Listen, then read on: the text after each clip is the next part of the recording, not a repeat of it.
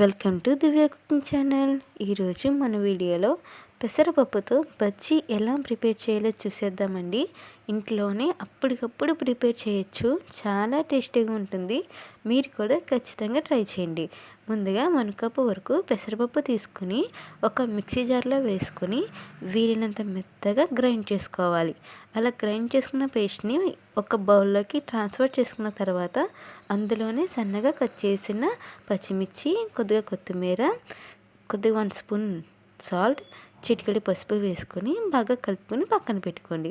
ఇప్పుడు స్టవ్ వెలిగించి ఒక కళాయిలో ఆయిల్ వేసి ఆయిల్ అనేది హీట్ అయిన తర్వాత మనం ప్రిపేర్ చేసుకున్న పేస్ట్ని బజ్జీల కింద ఒకటొక్కటిగా వేసుకోవాలి. అలా వేసుకున్న తర్వాత లో టు మీడియం ఫ్లేమ్లోనే లైట్ గోల్డెన్ కలర్ వచ్చేంత వరకు ఫ్రై అవనివ్వండి. లైట్ గోల్డెన్ కలర్ వచ్చిన తర్వాత ఆ ప్లేట్లోకి సర్వ్ చేయండి.